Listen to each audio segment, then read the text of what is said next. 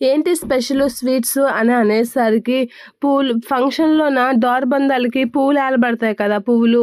అదేదో ఆర్డర్ వచ్చింది. ఆ ఆర్డర్కి పెద్ద లెవెల్ ఏదో పెద్ద దీనిలాగా ఫీల్ అయిపోతుంది అని చెప్పేసి అంటూ ఉంటుంది. అవునా మీనా, కంగ్రాట్స్ అని చెప్పేసి రోహిణి అంటూ ఉంటుంది.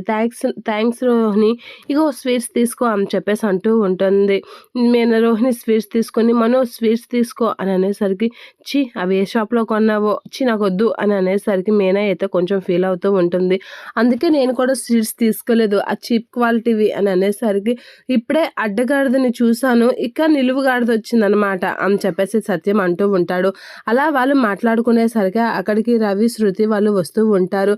ఇప్పుడు మీరు మాత్రం మారరు, ఎప్పుడు మారుతారో ఏంటో అని అనేసరికి రవి స్వీట్స్ తీసుకోండి అని అనేసరికి ఏంటి విశేషం మీనా అని అనేసరికి ఫంక్షన్లో డెకరేట్ చేసే ఆర్డర్ నాకు వచ్చింది అని అనేసరికి నిజంగా ఇది మంచి శుభవార్తే అని అంటూ ఉంటాడు రవి. కంగ్రాట్స్ మీనా అని శృతి చెప్తూ ఉంటుంది. థ్యాంక్స్ శృతి అని అనగానే నిజంగా నీకు ఇలాంటి ఆర్డర్లు చాలా రావాలని కోరుకుంటున్నాను వదినా, అలా అయితేనే కదా నీకు కూడా మంచి ప్రాఫిట్స్ వస్తాయి, నీ బిజినెస్ బాగా నడుస్తుంది అని అనేసరికి మీనా అయితే అలా థ్యాంక్స్ రవి అని చెప్పేసి అంటూ ఉంటుంది.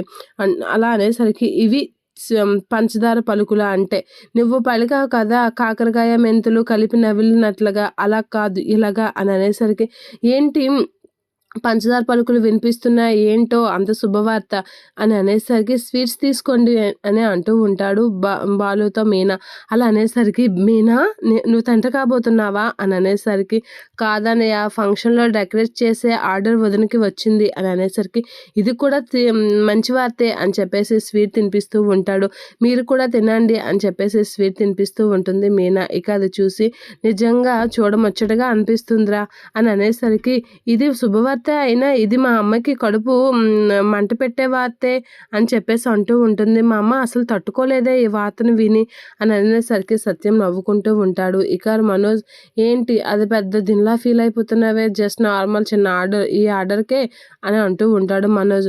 ఇలాంటి ఆర్డర్లు చాలానే వస్తాయి, ఇక మీనా పెద్ద బిజినెస్ మ్యాన్ అయిపోతుంది, నీలాగా మోసం చేసి కాదు అని చెప్పేసి అంటూ ఉంటాడు. మరి కష్టపడి ఏ పని చేసినా సరే అది మంచి పనే అని చెప్పేసి బాలు అంటూ ఉంటాడు. రోహిణి అయితే అలా చూస్తూ ఉంటుంది.